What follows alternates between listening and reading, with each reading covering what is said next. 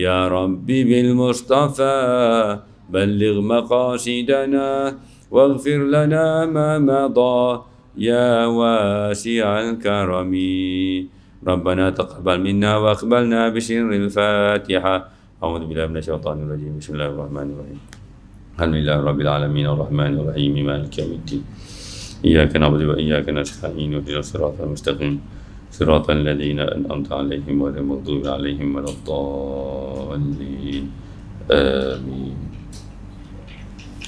الحمد لله رب العالمين والصلاة والسلام على سيدنا محمد وعلى آله وصحبه أجمعين سبحانك لا علم لنا إلا ما علمتنا إنك أنت العليم الحكيم اللهم صل على سيدنا محمد صلاة تجعلنا بها من أهل العلم ظاهرا وباطنا وتحشرنا بعبادك الصالحين في دنيانا وأخرانا وعلى آله وصحبه وبارك وسلم أما بعد.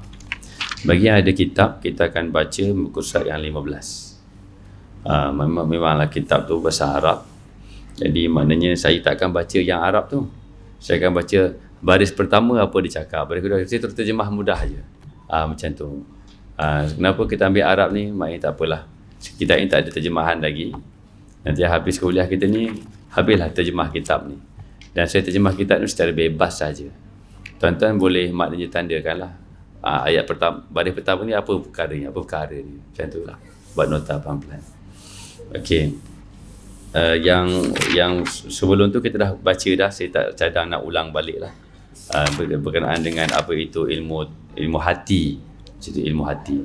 Tazkiyatun nafs, tazkiyatul qalbi, penyucian hati. Allahumma salli ala Muhammad. Mukadimah kita ni pertama kali semua orang pegang kitab, maka saya nak ada sedikit lagi mukadimah. Bila kita berada dalam kuliah tasawuf, saya diberi peringatan oleh guru yang saya menerima bimbingan daripadanya.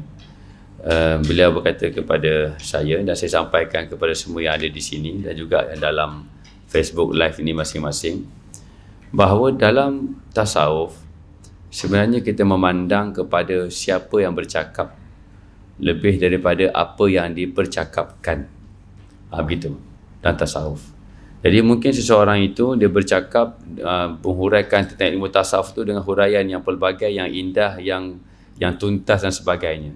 Tetapi itu tetap tidak menjadi subjek matter dalam pengajian tasawuf. Dalam pengajian tasawuf tu adalah maknanya kita tengok siapa yang bercakap itu lebih daripada apa yang dia cakapkan. Itu tasawuf. Okey, adapun kalau pengajian-pengajian yang lain, maka kita ambil kaedah yang lain, iaitu tak apalah sesiapa yang bercakap pun, yang penting apa yang dipercakapkan kita ambil manfaat. Apa maknanya? Maknanya adalah kuliah tasawuf ni adalah kuliah tentang manusia, bukannya tentang ilmu. Sebab itulah maknanya dalam tasawuf tengok siapa yang bercakap, bukannya apa yang dipercakapkan. Yang dipercakapkan itu ilmu. Siapa yang bercakap itu? Orang. Jadi tasawuf itu lebih fokus kepada orangnya berbanding ilmunya. Jadi kalau datang kuliah tasawuf, bukan tujuan nak dapat ilmu, tapi nak dapatkan apa dia? Nak dapatkan peranan seseorang itu sebagai hamba. Itu maksudnya. Jadi bila begitu kaedah dia, okay, saya pun bila dalam setiap kuliah yang saya kendalikan tu, kita amat berasa gundah gulana, risau. Maknanya sekarang tengok siapa yang bercakap, bukan apa yang dipercakapkan. Maksudnya apa? Sejauh mana anda semua, tuan-tuan, puan-puan, abang, kakak, ibu, ayah, maknanya sejauh mana anda semua merasai maknanya satu bentuk perubahan yang positif dalam diri dengan asbab orang yang bercakap dalam kuliah tu. Itu bendanya. Takut tak takut? Takutlah. Maknanya sejauh mana maknanya guru tersebut secara umumnya menjadi penyebab untuk bertambahnya nilai kemanusiaan. Ini bukan nilai kemanusiaan pada indikator manusia, tapi nilai kemanusiaan pada indikator Allah. Iaitu Allah menilai kemanusiaan itu pada apa dia? Pada kehambaan kepadanya, pada makrifah terhadapnya. Itu nilai kemanusiaan pada indikator Allah dan Rasulullah SAW. Kalau nilai kemanusiaan pada indikator hamba, maka berubah-ubah dan tidak ada mi'yar, tidak ada kayu ukur yang fix. Kadang-kadang manusia menganggap itu baik, baiklah. Kalau manusia menganggap itu buruk, buruklah. Itu pada nilai kemanusiaan pada seorang manusia. Kalau nilai kemanusiaan pada seorang manusia, manusia itu ada yang baik, ada yang jahat dan sebagainya, ada kafir, ada Islam dan sebagainya. Maka tak nak di situ. Maknanya sejauh mana kuliah tasawuf itu, kita dengar yang menyampaikan kuliah tersebut, pandang pada kemanusiaannya dalam indikator Allah dan Rasulullah SAW. Sehingga kita juga maknanya semakin menggembur nilai kemanusiaan kita dalam konteks kita dengan Allah berasa fakir, kita dengan Nabi berasa cinta. Itu catat. Itu je tasawuf. Kanan kiri. Kanan, tak ada. Tempat lain. Tu. Ada pun? Tu. Maknanya dengan Allah kita berasa fakir, dan dengan Nabi kita bertambah cinta. Itu je fokus kita. Jadi nak gaduh-gaduh tak nak. Nak debat-debat tak nak. Nak bantah-bantah tak nak. Jadi kalau dengan asbab orang di hadapan kita itu, malu saya cakap ni. Malu ni. Bukan mudah-mudah nak sembang tasawuf ni. Tasawuf bukan sembang, bukan ilmu sembang. Okey, yang bawa tasawuf di sembang-sembang tu jadi macam melarat-larat apa-apa benda tu suka hati tu. Okey, ni tasawuf bukan ilmu sembang. Tasawuf ni ilmu apa dia? Ilmu dengan Allah berasa fakir, antumul fuqara ila Allah, dan dengan Nabi berasa cinta. Macam tu. Qul in kuntum tuhibbunallaha fattabi'uni. Okey, maknanya kalau engkau benar cinta aku, maka ikutlah aku. Nak ikut Nabi dengan cinta. Bukan dengan ikut Nabi tanpa cinta. Kalau ikut Nabi SAW tanpa cinta, maksudnya mengambil kepentingan daripada Nabi SAW. Itu khianat. Itu khianat. Kita bersugi sebab nak kepentingan, maknanya gigi sihat dan akal cerdas. Nabi SAW doakan, siapa yang bersugi, maknanya fadilatnya adalah maknanya gigi tak, maknanya kepintaran akal. Okey, begitu. Maka kita ikut apa yang Nabi buat dengan sebab kepentingan yang kita ingin dapatkan, maka itu maknanya bukan sebenar-benar cinta. Sebab apa? Ada kepentingan. Sebab itulah sebelum nak ikut apa yang Nabi buat, kita kena ada cinta kat Nabi SAW. Cinta tu kat mana tempat dia? Tempat dia kat hati. Macam tu. Jadi itu je tasawuf ni. Okay. Bila dah dapat satu perasaan, ahwal dan sebagainya, maka berlakulah penceritaan dan penceritaan yang pelbagai. Contohnya begini, anda semua tidak pernah pergi ke Yogyakarta. Pernah pergi tak? Pernah pergi. Dekat Yogyakarta tu ada kesultanan yang amat terkenal, iaitu Kesultanan Mataram. Okey, Kesultanan Mataram. Okey, dan di atas kuatnya kesultanan tersebut, Yogyakarta di antara tempat yang diberikan autonomi oleh pemerintah Indonesia. Begitu. Okey, dan saya pernah pergi ke sana. Maka saya menceritakanlah perihalan keraton tu ada berapa tingkat dekat sana, begitu dia saya menceritakan. Maka apa yang saya ceritakan itu, maka kalau anda semua bertanya, apa dalilnya? Kebenaran apa yang Ustaz ceritakan? Okay, apa dalilnya? Katalah Abang Isyam tanya, Ustaz cerita Yogyakarta ni sekian, maka Ustaz nampak sekian. Okey, Abang Isyam tanya, Ustaz apa dalilnya? Maka dalilnya adalah saya sendiri. Sebab saya pernah pergi ke sana. Kalau percaya kat saya, itulah kisah dia. Kalau tak percaya kat saya, tak ada masalah. Ibaratnya macam tu. Jadi dalam tasawuf, bila dah mendapat hal ehwal kerohanian, maka dibicarakan ehwalnya begini. Maka ditembus begini. Okey, perihalannya. Maka itu hanya penceritaan pengalaman kerohanian. Nak percaya, tak percaya, udah. Dalilnya apa? Dalilnya yang bercerita itu sendiri. Sebab tasawuf ni pokoknya, subjek matternya adalah orang itu sendiri. Maka dalam pelajaran tasawuf, kita nak membina kemanusiaan. Bukan nak membina keilmuan. Itu catat. Bagi faham dia punya letak duduk tasawuf tu. Kalau dah belajar tasawuf nak bina keilmuan, ini kita sembang, kita bukan academician. Kita ni bukannya nak menjabarkan ceramah balik. Okey, dan kita tasawuf nak untuk kita pakai sendiri. Dalam tasawuf bukan nak membina keilmuan, tapi nak membina kemanusiaan. Tapi kemanusiaan dalam pandangan siapa? Dalam pandangan Allah dan Rasulullah SAW, iaitu kemanusiaan yang fakir kepada Allah dan cinta kepada Rasulullah SAW. Itu je. Dia damai saja. Okay, kemudian dalam bicara tasawuf tu ada bicara tentang Nur Muhammad, ada bicara tentang martabat 7 dan sebagainya. Itu penceritaan. Mana bila orang nak menceritakan apa saja riwayat-riwayat yang ada, maka diungkapkan untuk menambahkan lagi pendetilan terhadap pengkisahan cerita pengalaman kerohanian itu. Jadi dia bukan akidah. Sehingga perlu ada hujah dan sandaran-sandaran hadis dan nas yang mutawatir, sahih dan sebagainya. Ia juga bukan fiqh. Sehingga perlu ada hadis-hadis yang kuat untuk menjadi sandaran istinbat hukum hakam. Dia hanya apa dia? Penceritaan ahwal. Jadi kalau ahwal-ahwal dalam orang sufi dan dalam ketasawufan ini, nak terima-terima tak terima dah. Buat gaduh, bodoh. Nampak macam cerdik kan? Nak bahas sana, bahas sini, hujah sana, hujah sini. Maka tasawuf bukannya untuk berhujah. Tasawuf adalah untuk menikmati. Jadi, kena beza. Sebab itulah dalam wacana tasawuf, mana kayu ukur penerimaan terhadap apa-apa saja riwayat agak longgar. Sebab bukan nak berhujah untuk istinbat hukum, bukan juga untuk berhujah untuk satu kepercayaan akidah. Dia hanya pada pemerihalan dan penceritaan saja. Itulah yang sekarang orang duk sembang Nur Muhammad dengan pelbagai maknanya telahan dan pelbagai sudut pandang. Orang duk sembang tentang martabat 7 dengan pelbagai penerimaan dan penolakan dan sebagainya. Kita jangan masuk campur. Itu wacana keilmuan. Kita orang awam belajar tasawuf bukan untuk menjadi warrior. Kalau keyboard warrior tak perlu, bukan itu. Kita belajar tasawuf untuk apa dia? Untuk membina kemanusiaan dan kehambaan. Itu saja. Dan asbab yang kita ambil, kita baca buku yang ditulis oleh guru kita, Syekh Muaz Hawa Hafizahullah. Begitu. Faham tak duduk tasawuf ni? Jadi kalau belajar tasawuf, nak berhujah-hujah, berdebat-debat, berbantah-bantah pada sandaran hadis itu, pada sandaran riwayat ini dan sebagainya, itu bukan perihalannya. Sebab dia hanya penceritaan. Siapa kata tasawuf itu akidah? Bukan, tasawuf bukan akidah. Akidah tu maknanya satu ilmu. Fiqh satu ilmu. Hukum hakam, tasawuf ilmu yang lain. Itulah disebut sebagai tasawuf ilmu rasa. Nak rasa apa? Rasa dua je. Rasa hamba, fakir, rasa cinta kat Nabi SAW. Dua tu je. Jadi nak dapatkan rasa, boleh tak dengan bincang ilmu? Nak dapatkan rasa, boleh tak dengan bincang ilmu? Contoh begini. Anda baru berkahwin, dah kahwin baru dapat anak. Jadi maknanya macam mana anda nak mendapatkan feel keibuan yang baru melahirkan dan juga feel keayahan?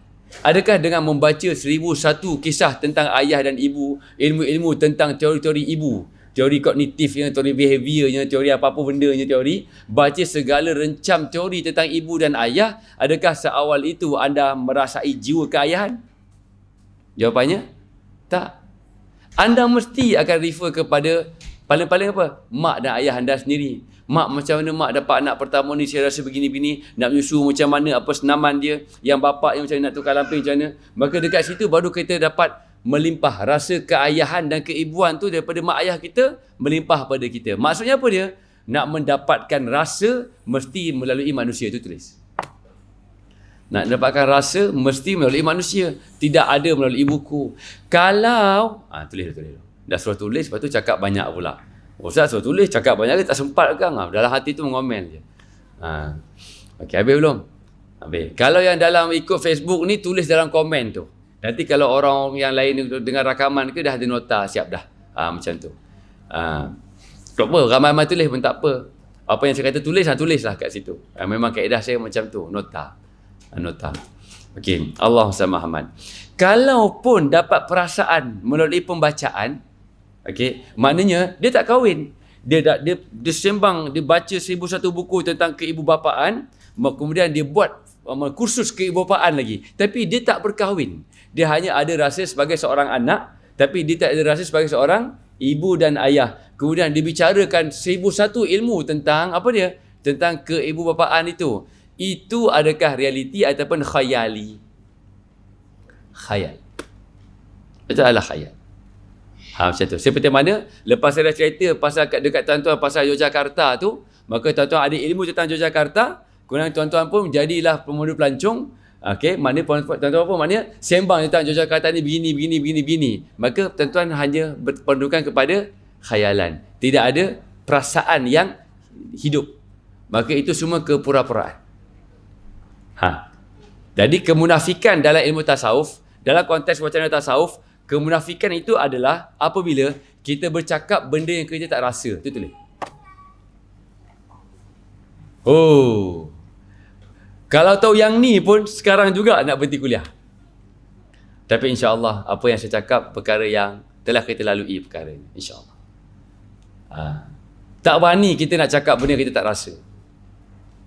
Dan kalau benar letak duduknya, yang menyampaikan dengan yang menerima penyampaian, kalau benar letak duduknya, apa yang dirasai oleh yang menyampaikan akan turut sama dirasai oleh orang yang disampaikan. Maka di situ baru gembur kemanusiaan dengan nilai kehambaan. Fakir kepada Allah, cinta kepada Rasulullah SAW. Nilai hamba itu dua. Fakir kepada Allah, cinta Rasulullah SAW. Yang tengok kat kamera ni, dia tak nampak atas tu. Yang kat sini tu lafzul jalalah atau atas tu. Ni yang dalam Facebook ni lah. Dalam Facebook ni dapat 1/3 saja daripada yang datang secara langsung. Umumnya begitu. Tapi atas niat. Mungkin boleh dapat full sama seperti yang secara langsung. Boleh faham ya? Letak duduknya. Macam tu. Jadi kalau tasawuf itu, ramai orang boleh bicara tasawuf. Sembang tentang martabat 7, sembang tentang dalil itu, buku ini dan sebagainya, sembang tentang takwa, sembang tentang sabar, syukur, redha, tawakal dan sebagainya. Kalau dia tak rasa lagi bagaimana diperah-perah hati itu untuk syukur, untuk sabar, redha, tawakal, bagaimana diperah-perah jiwa raganya untuk memaknai kalimah la haula wala quwata illa billah, dia hanya bicara tentang semua perkara dalam tajuk tasawuf, maka itu hanya khayalan, keakalan dan keilmuannya. Dan itu bukan matlamat tasawuf. Sebab itulah maknanya tengok siapa yang bercakap, bukan tengok apa yang dipercakapkan. Guru saya bagi bidalan kepada saya saja. Bukan, dan saya tak sampaikan kepada antum, saya hanya ceritakan saja. Semang-semang saya dengan guru saya. Dia sebut begini, mutiara itu kalau keluar daripada mulut anjing, tetap dari anjing. Macam tu. Ibarat dia pergi. Tu dia cakap kat saya saja, saya tak bagi kat semua. Saya hanya memperihalkan saja. Begitu. Takut terlampau keras. Sebab itulah maknanya kena ada keinsafan. Sekarang ni ramai orang cakap pasal tasawuf. Ramai orang cakap pasal zikir. Ramai orang cakap pasal Nur Muhammad dan sebagainya. Bahas kat Facebook dan sebagainya. Bahkan dibawa kepada hujah berhujah. Siapa yang ajar tasawuf ni untuk berhujah? Tasawuf untuk menikmati. Bodoh ke cerdik? Tom yam depan mata, duk hujah. Tom yam ni tom yam putih. Tak, tom yam ni tom yam merah. Tak, tom yam ni dibuat daripada dekat Thailand. Tak, tapi tom yam tu depan mata ni. Cerdik ke tak cerdik? Duk bahas-bahas tu. Amat tak cerdik sekali. Yang cerdik macam mana? Tak kisahlah siapa yang masak tom yam. Tak kisahlah siapa daripada tom yam ni buat. Yang penting kita faham halal dan sebagainya. Tak kisahlah ini namanya putih ke, poktek ke, apa mana tom apa ada kan? Tom yam poktek kan? Lapar pula rasa ni macam. Okey. Apa-apa, yang penting tom yam depan mata, nak makan waktu panas ke nak makan waktu sejuk? Waktu panas tu. Panas-panas tu kita makan. Penting ke bicara pasal tom yam? Tak. Bila semua pihak yang keliling kat mangkuk tom yam tu, semua pihak maknanya ambil hidup tom yam tu, agak-agak nak gaduh lagi tak? Tak gaduh. Pernah tak kita gaduh kat meja makan tentang makanan? Bahkan kalau kita dalam kenduri, maknanya sembang pasal throw ekor, ni ekor daripada mana dan sebagainya semua, lah kali mesti ada orang tua dalam kumpulan tu. Kita makan. Bila dah makan tu, senyap semua bicara keilmuan. Betul tak? Menikmati perasaan. Itu makan jasmani. Begitulah juga ibaratnya makan rohani. Maka tak cerdik sangat kalau benda-benda tajuk-tajuk dalam tasawuf, terutamanya peringkat perjalanan yang dalam-dalam itu, dibawa kepada perbincangan, penghujahan, debat, salah menyalah, akhirnya hati makin keras. Kamu mungkin boleh menang debat, kamu mungkin boleh menang hujah, tapi hatimu keras. Bila hatimu keras, mudah tak dapat jiwa fakir? Mudah tak nak cinta kat Nabi SAW?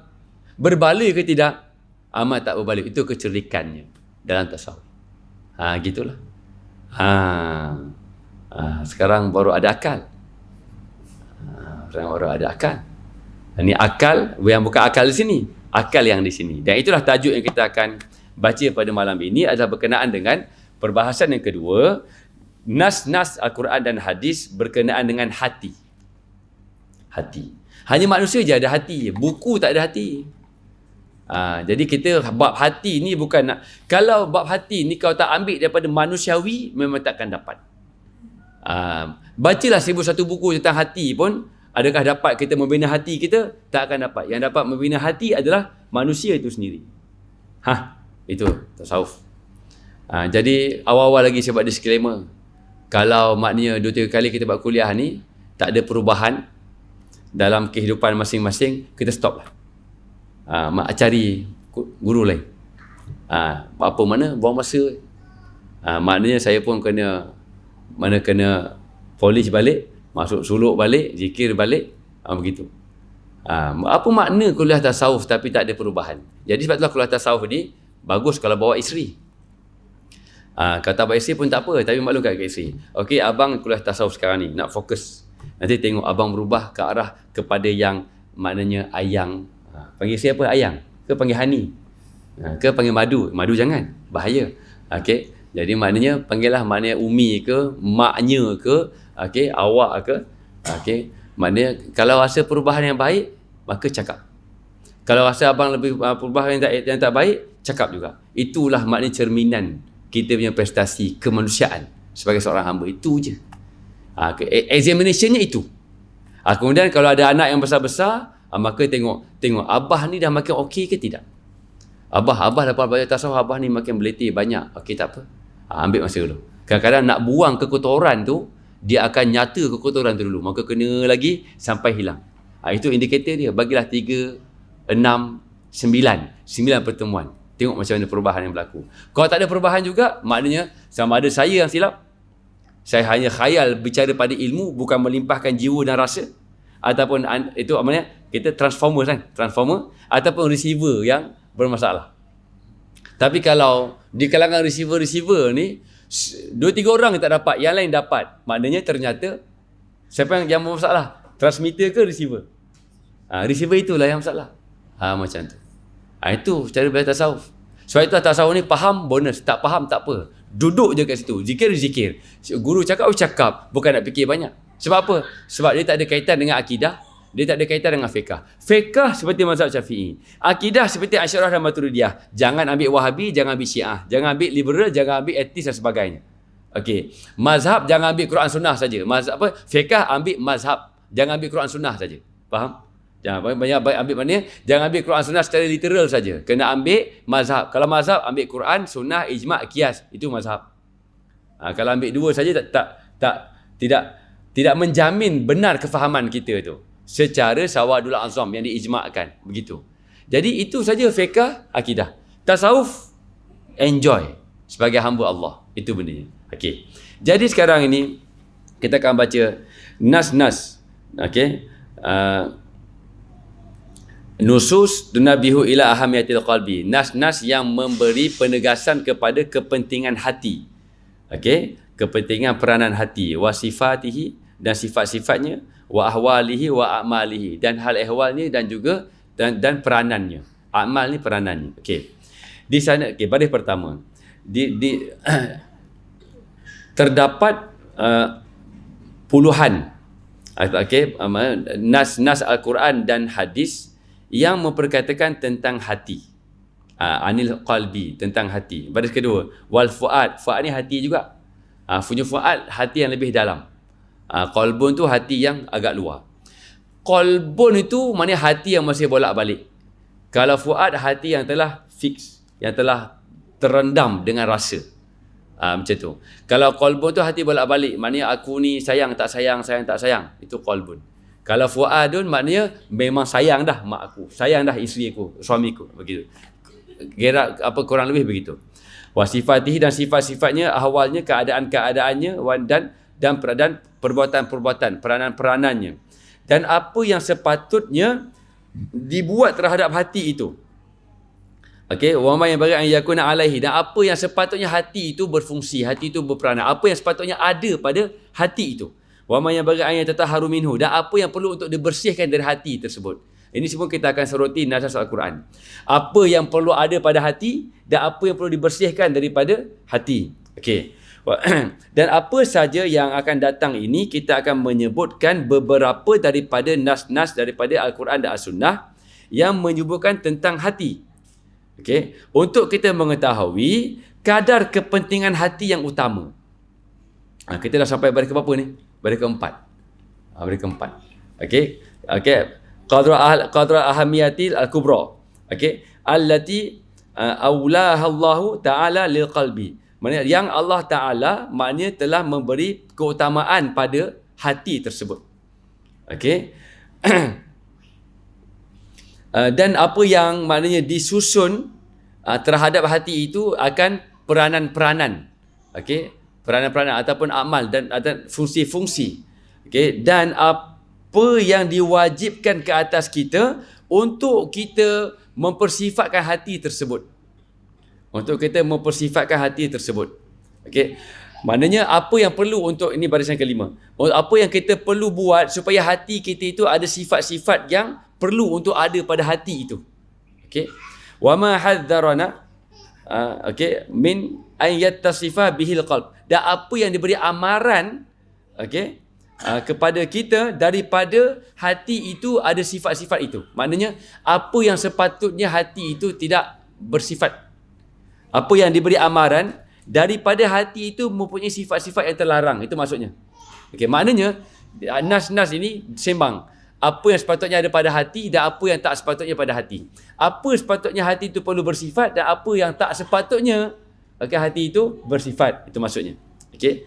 Dan kami menyebutkan nas-nas ini supaya ia menjadi maknanya pembangkit motivasi kepada kita untuk mengambil berat berkenaan dengan proses penyucian hati, okey, dan untuk kita memperbaiki hati kita. Itu dia punya perenggan yang pertama.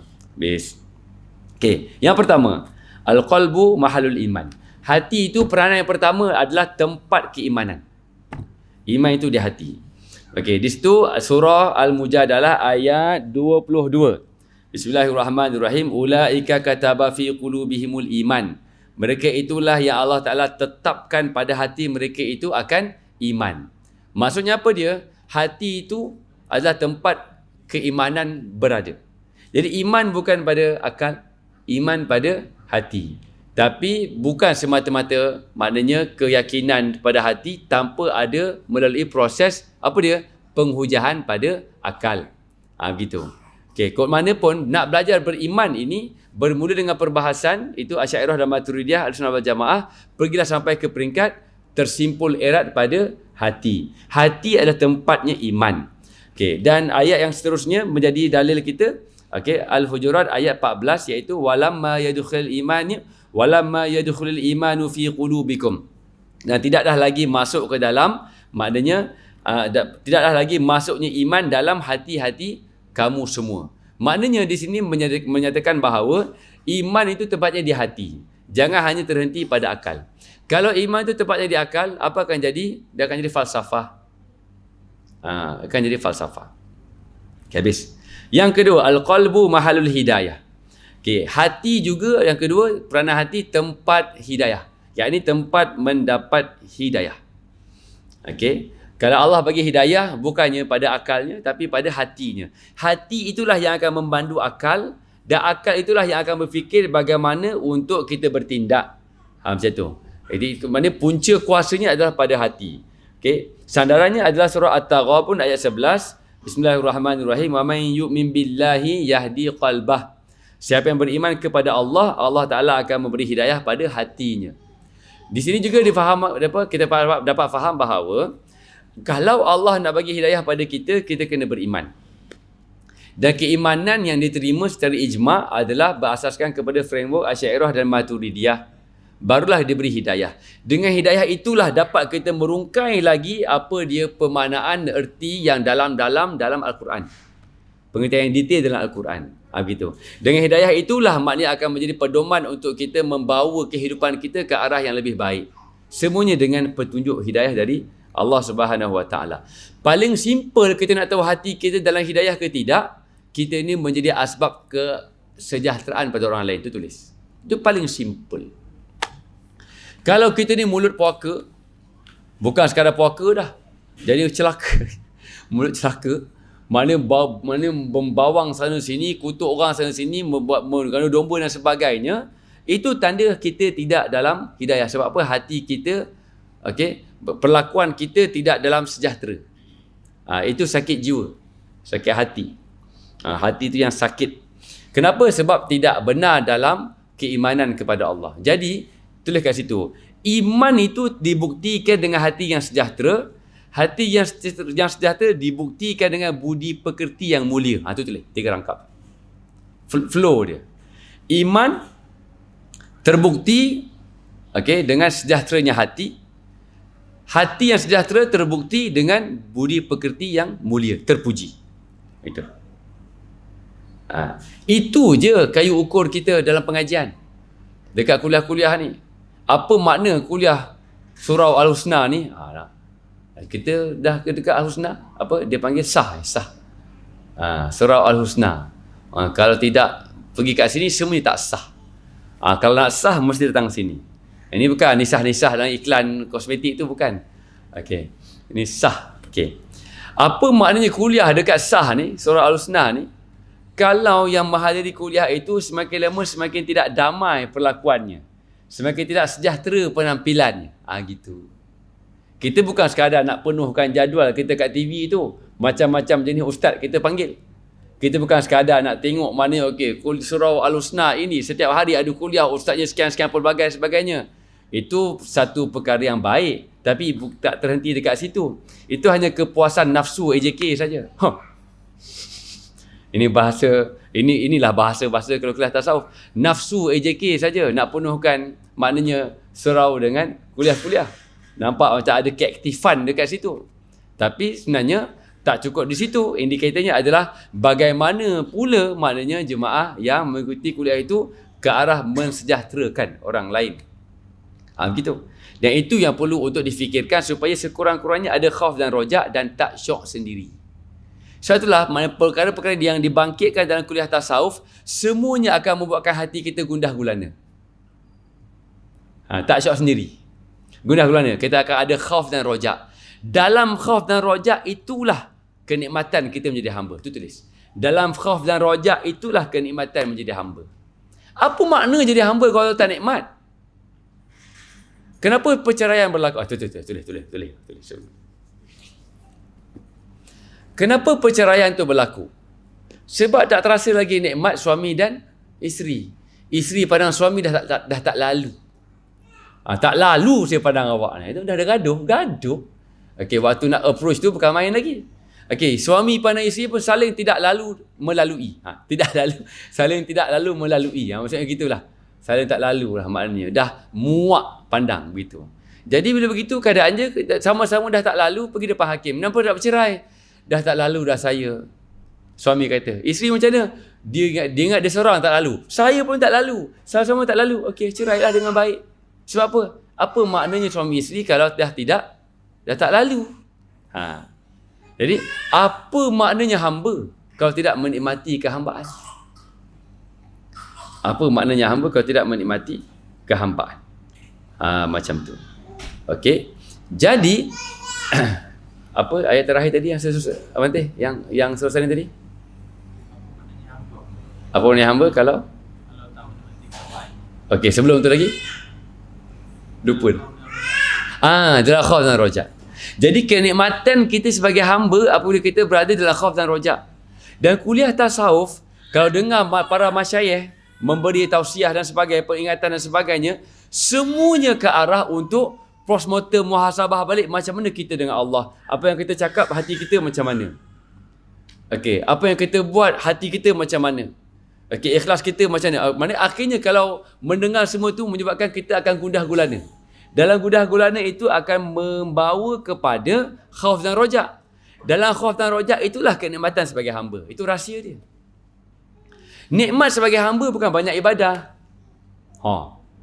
Pula dah tu ustaz, tak ada makna ke saya banyak ada solat sunat semua ni? Yelah, nafsu awak suka ibadah. Awak ibadah sebab nafsu awak. Tu beza awak ibadah atas nafsu ataupun awak ibadah atas hamba. Ustaz, maknanya nafsu awak suka derma. Awak dermalah kata riti pun. Rasa berpahala sangat. Nafsu awak suka buat kuliah. Buatlah kuliah. Rasa macam bermakna sangat. Dah panggil ustaz, dah buat manage apa semua bagai, buat jamal sana, buat bubuh Asyura. Ni yang terbaru Asyura lah kan. Dan nafsu awak suka program. Nafsu awak suka buat aktiviti kemasyarakatan. Nafsu awak suka rakam ni. Semua kena. Nafsu awak suka mengajar. Rasa macam dah mengajar sangat. Saya ni dah 20 tahun berdakwah. Rata-rata apa kitab saya tak baca.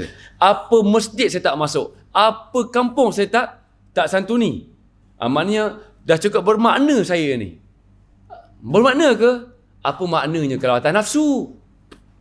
Awak gembira dengan segala keletihan awak berkuliah. Awak gembira dengan segala pengorbanan awak untuk berinfak. Awak gembira dengan segala masa yang awak luangkan untuk buat program dan sebagainya. Sebab apa? Sebab nafsu awak suka benda tu. Ada rasa gundah gulana tak? Tak ada rasa. Rasa selesa saja. Maknanya apa? Awak bergembira dengan nafsu, bukan bergembira dengan Allah. Macam? Tutup kitab lah kita sekarang ni. Tak kata keta-keta. Saya awal-awal saya dapat benda ni memang terketa-keta. Memang rasa macam tak tahu.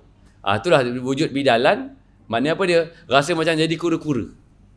Maknanya masuk kepada cekerang. Itu malu sendiri. Gitu. Tapi orang panggil mengajar lagi, orang panggil bawa zikir dan sebagainya.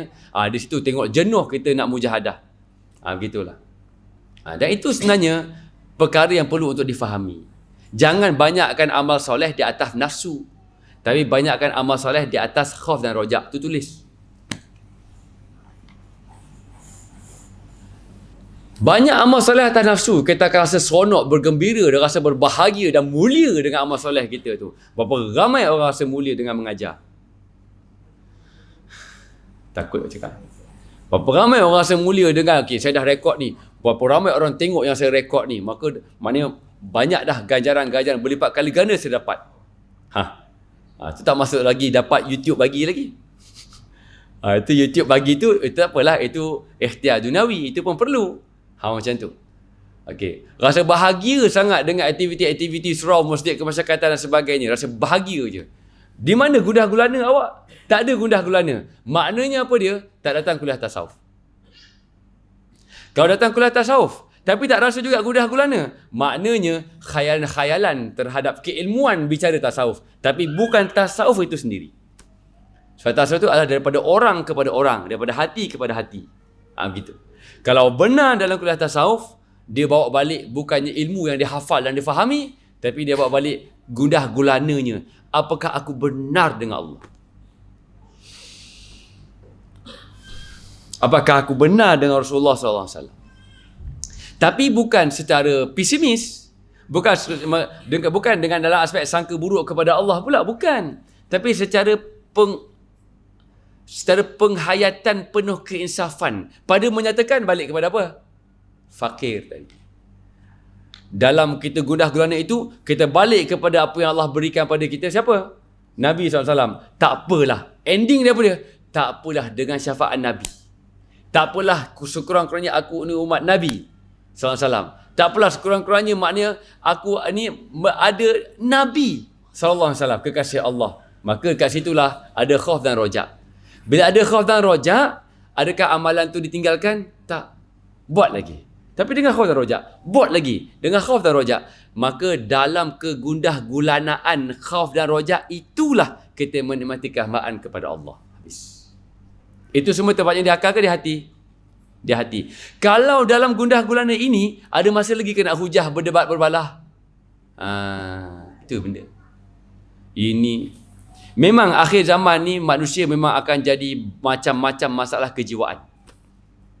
Sebab akan diuji dengan takut pada hal-hal keamanan dan akan diuji dengan lapar pada hal-hal apa dia? Rezeki, makanan. Itu surah Quraisy. Isyarat pada surah Quraisy.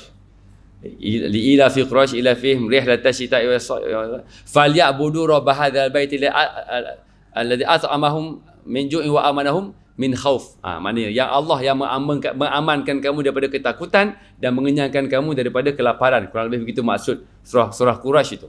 Memang akhir zaman ujiannya di situ. Jadi bila begitu keadaannya, ramai orang yang pergi kepada macam mana pendekatan-pendekatan yang dapat melegakan jiwa, terapi-terapi. Ada yang ambil terapi masuk dezuk. Dezuk tu lain. Kita nak zauk sufi, bukan dezuk.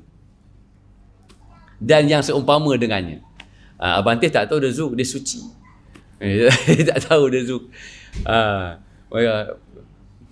Abalang tu dezuk ni. Abalang. Jangan buat main. Tapi kalau yang warrior-warrior ni memang tak tahu desuk-desuk apa ni.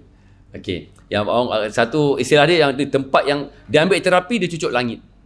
Ini istilah cucuk langit. Bonda-bonda tak faham lah ni istilah orang lelaki. Cucuk langit. Mana pergi. Ada yang ambil pendekatan maknanya dengan lagu, muzik, melancong dan sebagainya. Akhirnya tak kunjung sudah.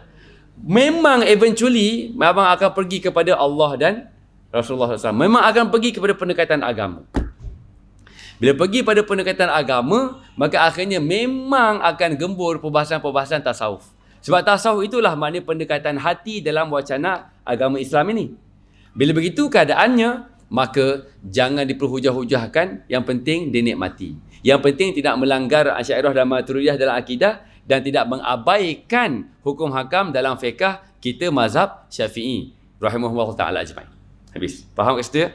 Okey. Jadi itu tempat hidayah. Jadi semudah-mudah indikator hati kita dalam hidayah, kita sentiasa dalam khauf dan rojak. Khauf dan rojak itulah sejahtera kita. Kalau tidak ada khauf rojak tu apa pula Ustaz? Khauf tu takut, rojak tu harap. Takut dan harap kepada Allah. Baru benar fakir. Ini kata saya fakir ilallah, saya fakir ilallah, tapi tak ada khauf dan rojak. Tak ada takut, tak ada harap kepada Allah. Apa barang? Itu pendakwaan saja. Macam tu. Allahumma salli ala Muhammad. Sebab itulah akhirnya memang kuliah tasawuf ni kod mana pun zikir lagi banyak daripada bicara. Kod mana pun. Tapi yalah tak semua orang kuat untuk berzikir banyak-banyak ni. Ramai orang nak dengar dulu, maka kita bagi dengar dululah. Tapi yang penting amalan kena ada. Kalau tidak tak jadi apa. Habis. Yang ketiga, al-qalbu mahallul atifati nahwal haqqi wal mailu wal hubbu waz zina. Okey, bukan mahallul atifati wal maili wal hubbi waz zina. Hati itu adalah tempat ni, atifah, perasaan yang halus-halus. Atifah, okey, yang cenderung kepada al-haq. Okey, yang cenderung kepada kebenaran, wal mail, dan ada yang bersifat kecenderungan, dan ada di situ juga ada kecintaan dan azinah, dan di situ juga ada kecenderungan untuk suka kepada apa dia? Kepada perhiasan dan keindahan, kecantikan. Itu tempatnya hati. Gitu ya. Okey, dan kita tengok beberapa ayat yang Allah Taala yang dinyatakan di sini. Okey kan, satu ayat je. Okey, walakinnallaha habbaba ilaikumul imana wa zayyanahu fi qulubikum. Okey, akan surah Hujurat ayat 7. Dan akan tetapi Allah Subhanahu wa taala mempercintakan kepada kamu akan iman dan memperhiaskan iman itu dalam hati kamu. Maknanya iman ni bukan hanya semata-mata wacana yang kita yakini, yang kita rasai, tapi Allah Taala memperhiaskan. Maknanya apa dia? Benar keimanan, maka kita akan tampil dengan penampilan azinah, dengan penampilan memperhiaskan. Maksudnya apa dia? Dari sudut penampilan kita sejahtera, cantik. Dari sudut perlakuan kita zinah, penuh dengan perhiasan. Kita menampilkan perhiasan dari sudut budi pekerti, pembawaan, perwatakan, mana penampilan, semuanya itu perhiasan, benda yang indah. Itu maknanya tujuan dalam kita mengendalikan hati kita. Maknanya perhiasannya indah. Jadi maknanya kalau percakapannya tidak indah, pertuturannya tidak indah, pembawaannya tidak indah, bermaksud hatinya itu tidak mendapat perhiasan daripada Allah Subhanahu wa taala. Sebab apa? Sebab tidak ada iman. Dan iman ni Allah Taala yang mana memperkukuhkan kecintaan itu. Allah Taala yang menjadikan maknanya kita itu maknanya cenderung kepada keimanan. Itu semua atas anugerah Allah. Dan Allah menganugerahkan kita perkara itu berkadaran dengan siapa? Berkadaran dengan syafaat Rasulullah SAW. Dan syafaat Rasulullah SAW itu berkadaran dengan apa? Berkadaran dengan jumlah selawat kita sehari-harian. Maka akhirnya tasawuf itu, induk amalan dalam bertasawuf selawat tu tulis. Induk amalan dalam bertasawuf adalah selawat. Belajar tasawuf cukup selawat, itu tasawuf lah tu. Dengan tasawuf itu dapat syafaat Nabi SAW. Dengan selawat itu dapat syafaat Nabi SAW. Dengan syafaat Nabi SAW, Allah akan mempercintakan kita akan keimanan.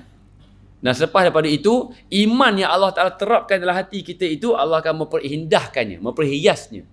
Sehingga tampillah kita dengan satu perlakuan yang indah. Maka, di situ ada satu Kita kata rumus, maknanya benarnya tauhid dibuktikan dengan budi pekerti. Bukannya benarnya ketauhidan dibuktikan dengan betah berbicara. Allah Ta'ala nak kita membuktikan ketauhidan kita kepadanya dengan budi pekerti. Itu pembuktian yang Allah nak. Itu neraca kayu ukur Allah dan Rasulullah SAW. Kalau ambil kayu ukur manusia, benarnya tauhid dengan banyaknya bicara. Bila bicara tak serupa apa yang dirasa, maka akan jadi falsafah. Bila falsafah, iblis akan bertenggek. Bila iblis bertenggek, akan mudah menjadi balah. Maka apa saja perkara yang membawa kepada balah, di situ ada iblis. Itu tulis. Apa saja perkara yang membawa kepada balah, bermaksud di situ ada iblis. Laknatullah. Takut, kita takut. Masjid sekalipun, kalau ada perbalahan, iblis dah ada. Iblis dah menceroboh masuk.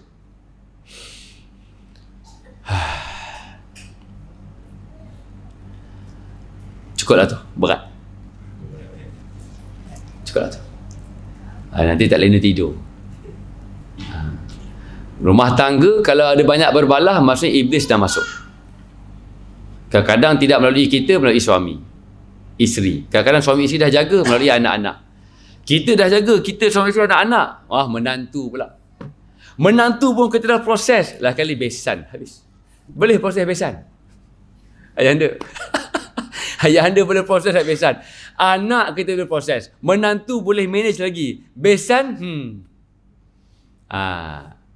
kadang-kadang okey lah, besan pun sepupu sepapat, dua tiga pupu papat. Maknanya, okey. Maknanya apa dia? Jiran. Semua ruang masuk. Jadi kalau dah ada iblis, tandanya apa dia? Berbalah.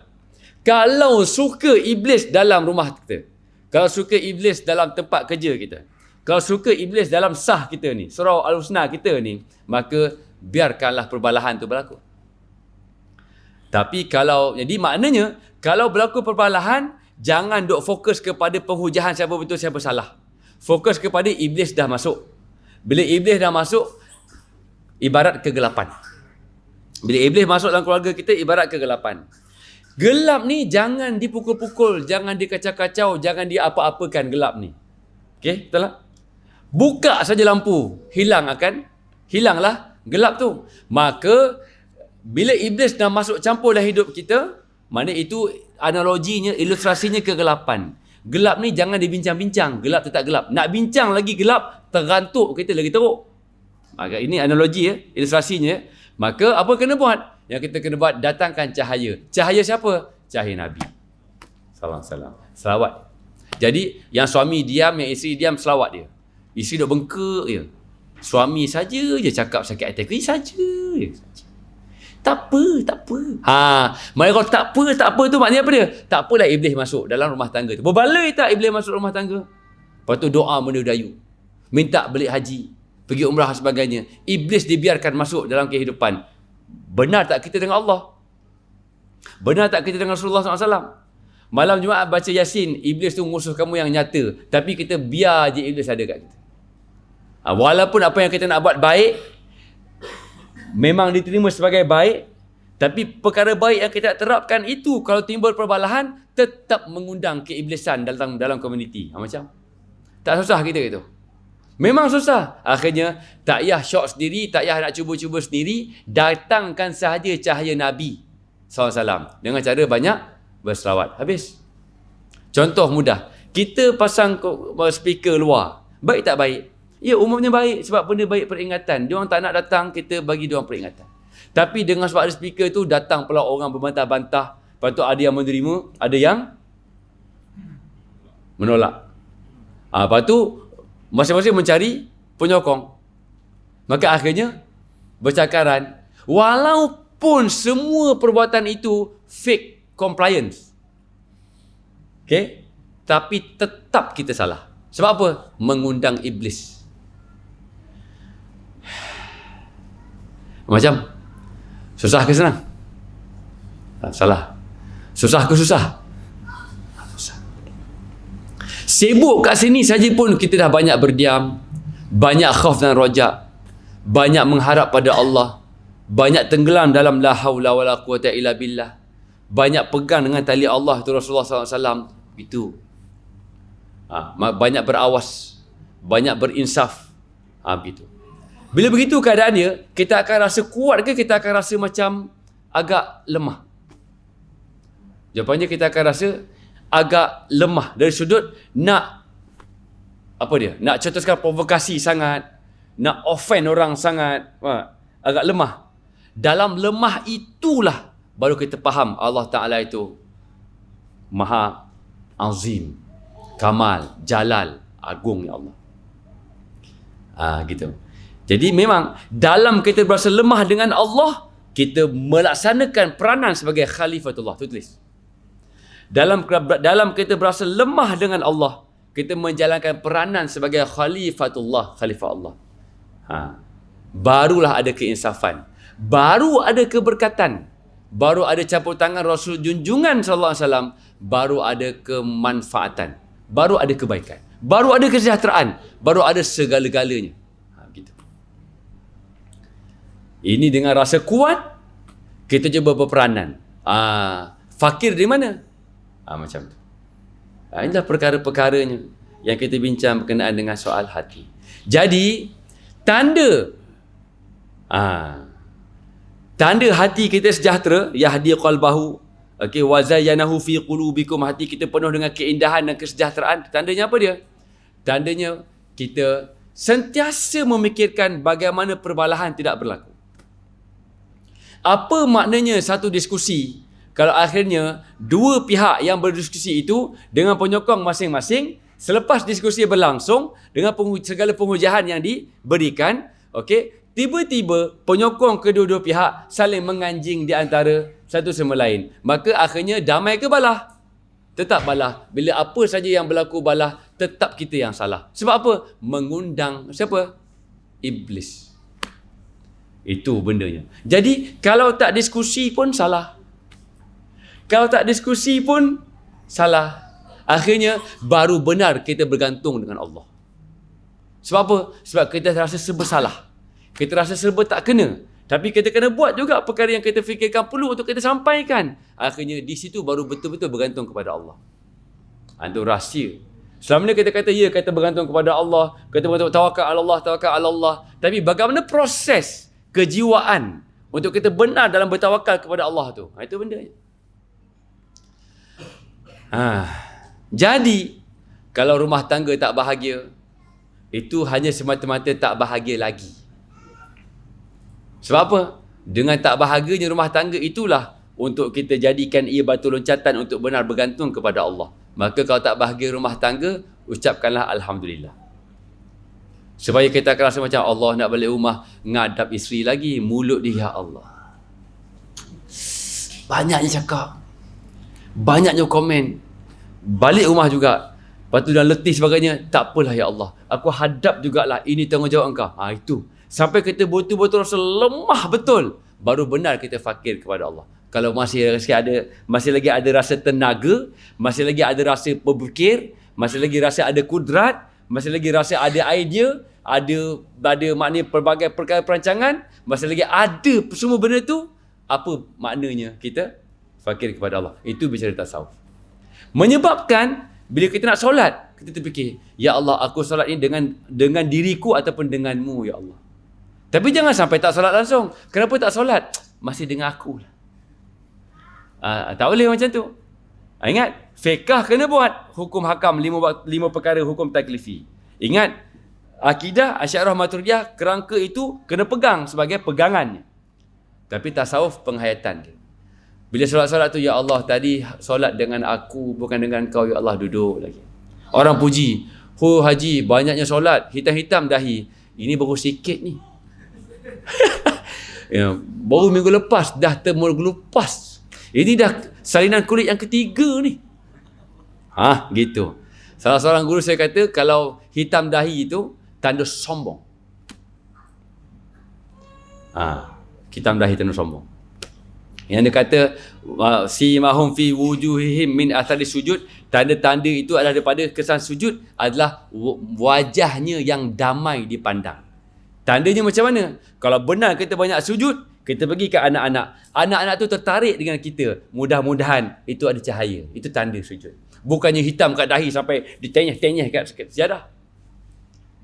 Begitu. Dan kalau ada tanda dahi kat hitam ni, berhati-hatilah nak kawal riak tu. Bukan mudah nak kawal riak, aku ni banyak sujud ni, dahi hitam tu.